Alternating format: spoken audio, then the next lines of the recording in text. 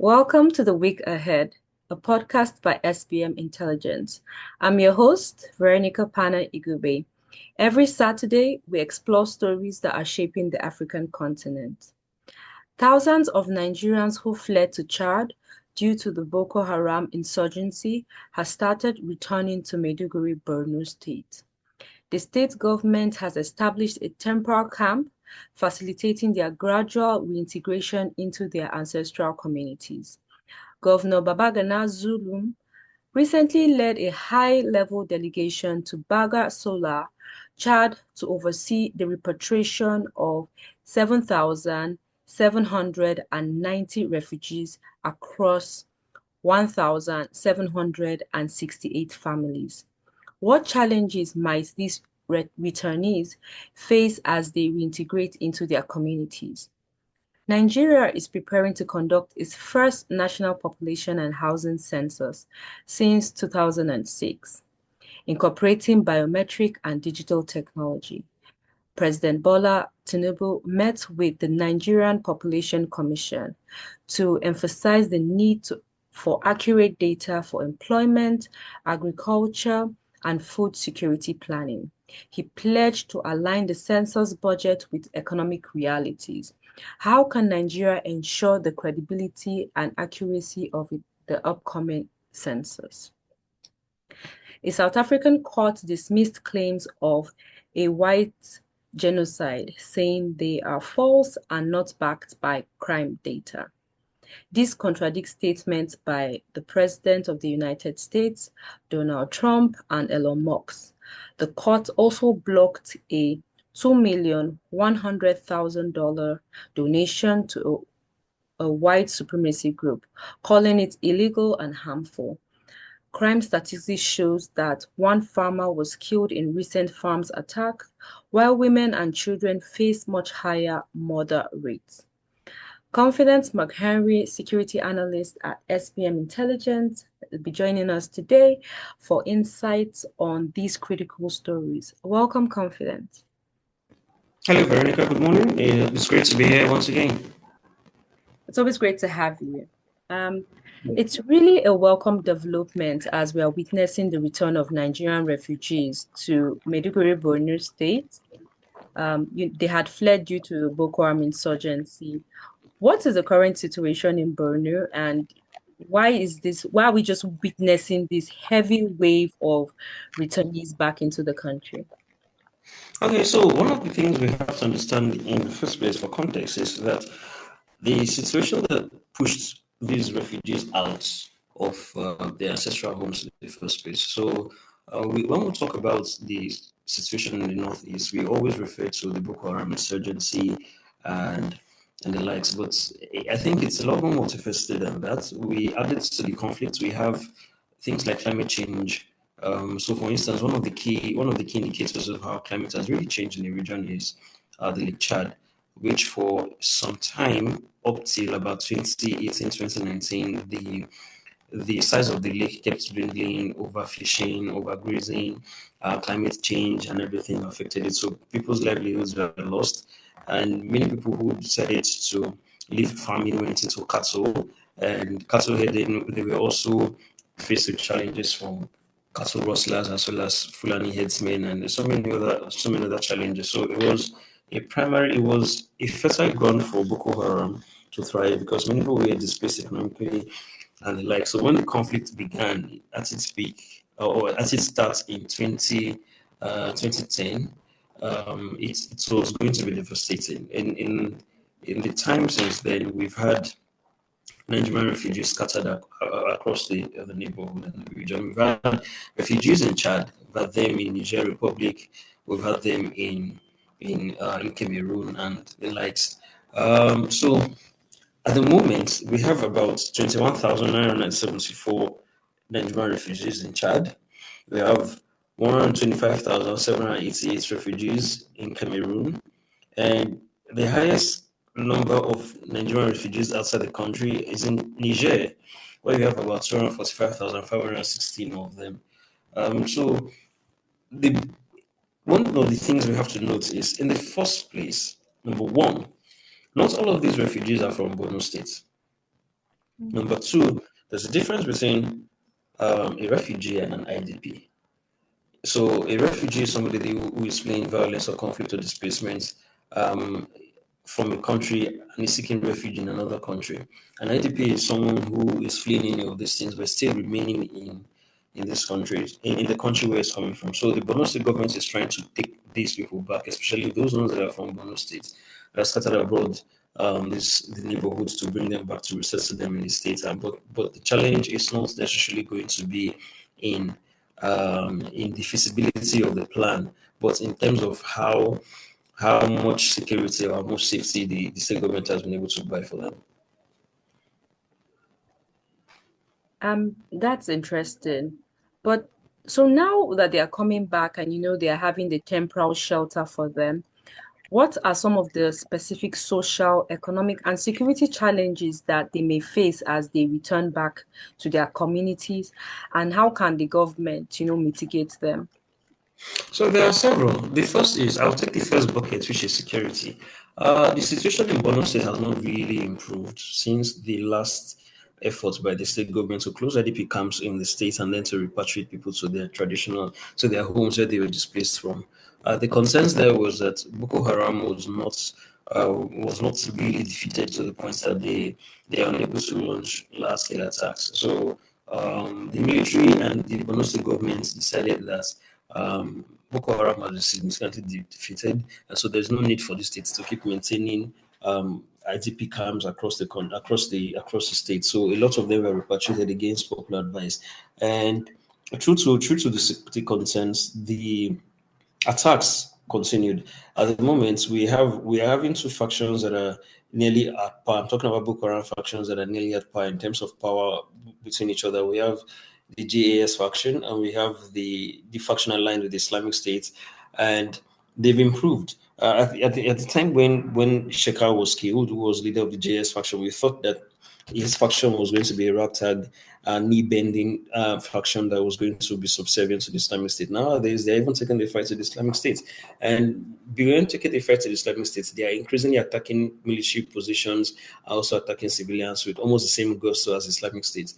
As recently as early January, up to about 127 civilians were killed. Many of them were farmers, and they're killing arose out of a dispute between ISWAP and JAS because the JAS guys who killed them felt that they paid fishing taxes to the wrong people. At the time when the Borno State government was pushing to resettle these people into their traditional homes, these are some of the concerns that we had. Unfortunately, 2, 3 years after that, we still are having this concern. So the safety issue is still there. Boko Haram is still on the ascendancy. Yes, they may not control as much territory as they controlled in 2015. It doesn't necessarily mean that they're not territories under their control. And many of these people are in those places. Secondly, the economic axis, which is the fact that many more often than not, when these people go into these communities, number one, they're not necessarily falling into state control. They, for all intents and purposes, could be repatriated to places that are under insurgent control, which means their economic activities will be a lot more stringently regulated under these circumstances than it would be in under state control. So they have limited economic opportunities under these circumstances, and to even make matters worse, there is not enough economic opportunities to go around in Borno State. Yes, there is fishing, yes, there is farming, but there's not enough safety to allow them to continue to do that. And we also have to talk about the kind of support that the Borno State government can give to them financially. We are seeing a situation where many partner countries that usually give aid to the Nigerian government, to the Borno State government, they are winding down their aid. Some 3 days ago, the UK government decided to wind down foreign aid from 0.5% of the budget to 0.3. The US government has winded up USAID. We've seen the same thing going across Germany, across Netherlands, and everything. So concerns remain where as to how the Borno State government is going to get the funds to carry out this kind of programs. Its budget, in its 2025 budget, it didn't really budget much. It has not specific line items for the repatriation of refugees. So I think, given that one of the key places the Borno State government will be looking to get funds from will be either from the Northeast Development Commission, which is a fund that's set up by the federal government to rehabilitate the Northeast, or it should be looking at getting stuff from the Victim Support Fund from the United Nations. But both of them are still tenors. We are facing uncertain economic winds, so it remains to be seen how he's going to get that money.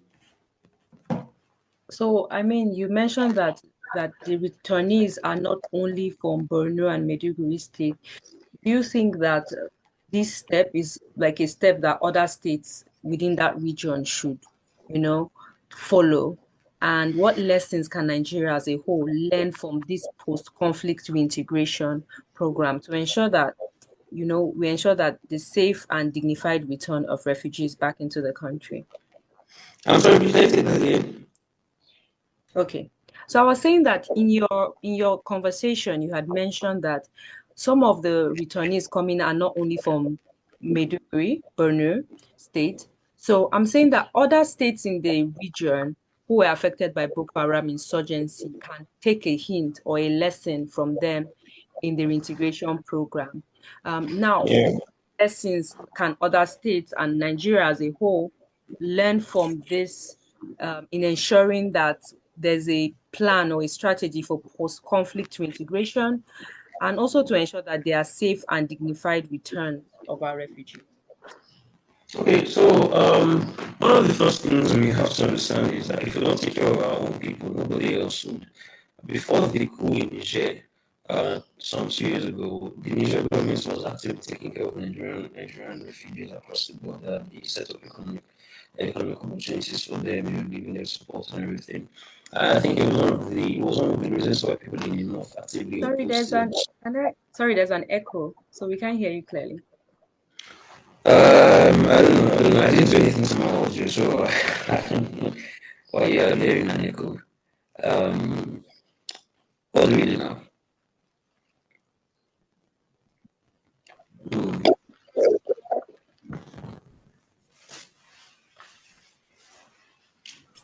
So yeah, I can hear you.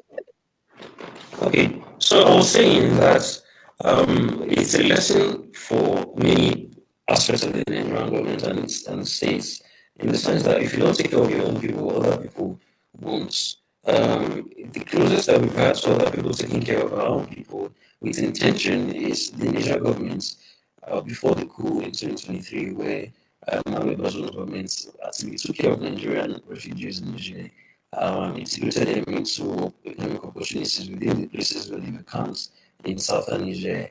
They could change all of that, and which was one of the reasons why northern Nigerians were very reticent in Tinubu's plan to launch an ECOWAS-led force into Niger in 2023 to reverse the coup that happened there.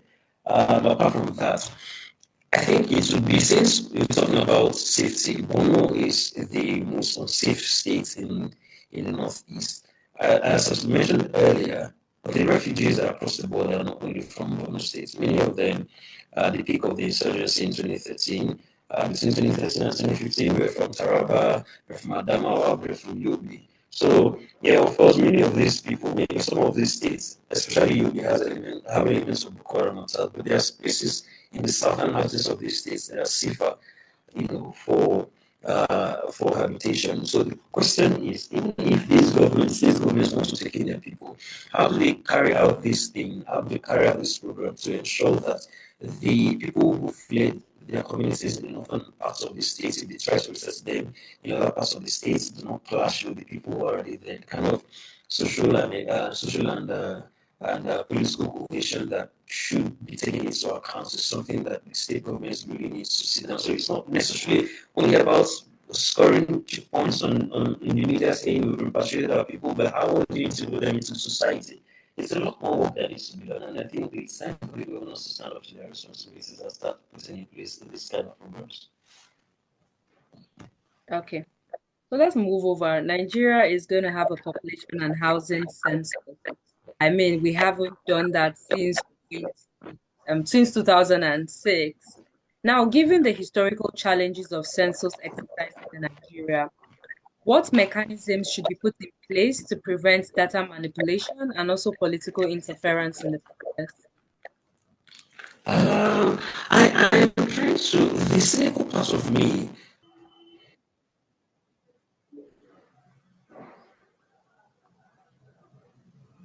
Okay. Should I start? Yeah, I can hear you good now. All right. So, you asked a question as to how we can ensure that this census thing is not manipulated, according to how previous censuses have been. I have to say with a start that I think the last time we had what looks like a credible census was when we were still under British colonial rule. Ever since independence, where we had the first census between 1963 and 1964, it has been fraught with one challenge after the other. And several other censuses since then I've had similar issues where one region is saying, no, we do not accept this. We are statistically bigger than this, or this, that. It's subject to lots of political machinations and the likes. And so a cynical part of me is saying that there is no way in hell that, given the charged political atmosphere between North and South at the moment, which closely resembles what happened in the early 1960s, that we're not going to have the same fractious thing. And I've grown a very deep distrust for the Nigerian state whenever it promises that we are going to carry out this exercise, we are going to induce a lot of technology. I mean, I'm old enough to remember what happened in 2023 election, where INEC swore through their teeth that this election is going to be free, the technology is top notch and everything, and yet voter suppression was achieved via the failure of these machines. So in this current climate with the census, the government has promised that I think they've bought hundreds of thousands of machines to enable them carry out the census. But it is one thing for you to spend so much money to get things done. It is another thing for you to have the political capital or the political will to see it through, especially through a transformative and a transparent process. I have to add that we've been trying to have censuses since 2006. Next year is going to make it 20 years since our last census. As for 2006, the population was 140 million or so. Right now, according to the figures we're using is UN estimates of over 200 million. So the question then becomes, what is the guarantee that this current iteration of Tinubu's planned census is not going to go the same way of Buhari's planned censuses? Because we were supposed to have one ahead of the 2023 elections. And we were also supposed to have one before that particular time. What became of those ones, and what is the guarantee that this particular one is not going to go the same? Because in the previous iterations of planned censuses I'm talking about, money was allocated. The question is, where did those funds go? Interesting. Where did the funds go? So in this census, there's going to be the use of biometrics and digital technologies as well to improve the census accuracy. What are some of the risks that we may face with technology failures and digital privacy concerns as well? And how can government ensure that they address these challenges? So, and it's very important for transparency purposes to have a transparent board. So, if let's say I'm speaking from my own layman's perspective now, I'm not an expert on population censuses. I'm just saying that there's a way people run elections, and you could see live as the reports stream in and everything. I think Nigeria is right. We do enough to have these numbers where you could see that each day the census lasts, for every work that is done by the census agents across board, um, he posts the results. So the results will be a live update as you're seeing it, instead of waiting till the end of the exercise for you to say this is the number of people we've been able to identify, the number of cattle, the number of houses. As you go around, as you take it, just like during the elections or what we were supposed to have during the elections, as you vote, you're supposed to be putting it on the results viewing portal. It's supposed to be seen live by all and sundry. But the challenge in that regard could be that some people could be seeing it and then they could be saying that, why are the numbers in this particular part so low? We need to pump the numbers, and then it gives them an extra incentive to want to read the numbers. Because in Nigeria, I have to tell you that census is the basis for so many things: resource allocation, allocation of seats in parliament, and so many others. So, for instance, it's because of the census that's why we have more reps from Kano in the House of Representatives than we're having from Bielsa. So it's involved in a lot of political machinations in terms of creation of new constituencies for the National Assembly, gerrymandering and everything. So it's very, very politically charged. One of the ways by which you you can downplay some of the threats that might arise. I'm talking threats in this regard mean falsified numbers, manipulated numbers is so ensure commitment to make the process as transparent as possible. And for that you have to get somebody who is trustworthy, somebody who is not prone to manipulation, somebody who is not prone to political influence. The head of the census bureau has to be somebody who has pedigree, has to be somebody who has integrity. So at least when he says things people are going to trust. That trust deficit in Nigeria is severely lacking. People do not trust institutions, they do not trust the people who run these institutions. So one of the first tasks is getting somebody whose reputation, whose integrity is famed across all aisles, and then putting the person there to ensure that whatever the process, however it goes, it is transparent enough for people to see, and then lastly, try to withstand every political pressure to skew the numbers to fit a certain demographic. Okay, let's move on to our final story. So our final story is on the South African court ruling on the Mm. white genocide claims. Just like give us a background of what that's about, and how does this court ruling challenge misinformation narratives as well?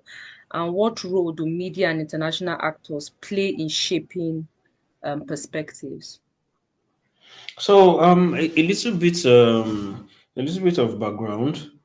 Um, so the situation in South Africa right now, since the ANC has been in government, has been a situation of people accusing the ANC, the black-run government, has been, should I say, disastrous for the country in terms of economics, politically, and everything. People who remember the glory days of apartheid say that the country was much better run when the white guys were in charge.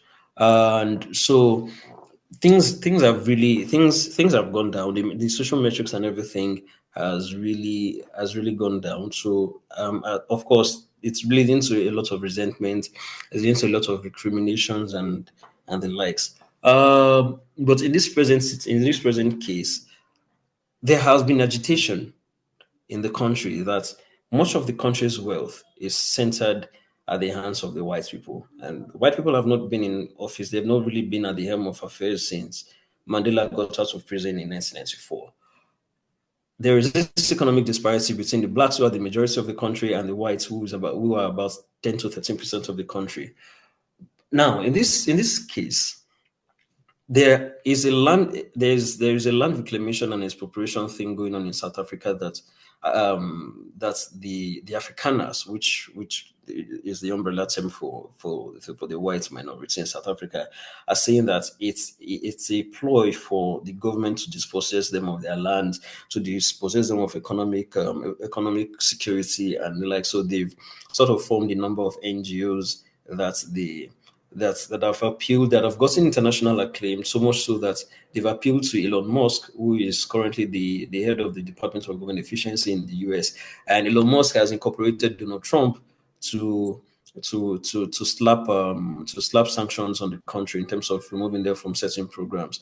So it is within this backdrop that this ruling is happening, and this ruling really stems from somebody, a white guy in South Africa, who is about to bequeath a very huge fortune to an NGO that is at the forefront of advocating for white people's rights in South Africa. And so the court is saying that the entire basis by which these people exist and the reason by which this inheritance wants to be bequeathed on these people is false, that there's no white oppression, that this white victim mode is basically nonsense. So that's basically the synopsis of this case.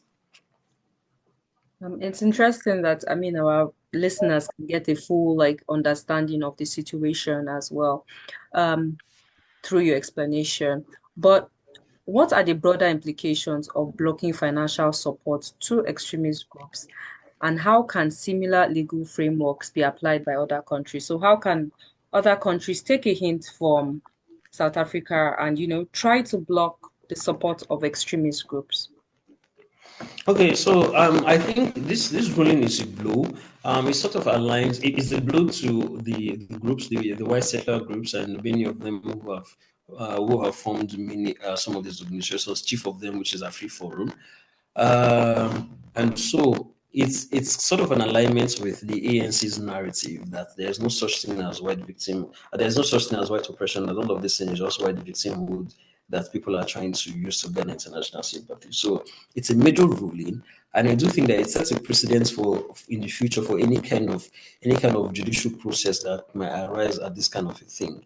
But I don't think that what the ruling is going to do is suppress these things. It's not really going to suppress it in the sense that now that they have an ally in Elon Musk in the White House, we are going to be seeing many of these things being amplified on social media. So the pressure is really going to be on South Africa internationally, and it doesn't really quite help Pretoria because they are accused of being anti-Israel, being anti-Western, aligning with Russia, China, and Iran on so many geopolitical issues, voting against Israel, trying to get the Palestinian issue, being a frontline state in the Palestinian issue, and the like. So they're not really on the good books of the Americans so much so that Trump has sent South Africa to the naughty corner. So I expect this thing to be a lot more amplified on social media. There's going to be a lot of Western pressure now that we are having the rise of right-wing governments across the West. It's going to be spotlighted. So the question then becomes how strong or how well will the South Africans be able to hold on to as the pressures mount? I think it's something that I'll be really, really interested in watching.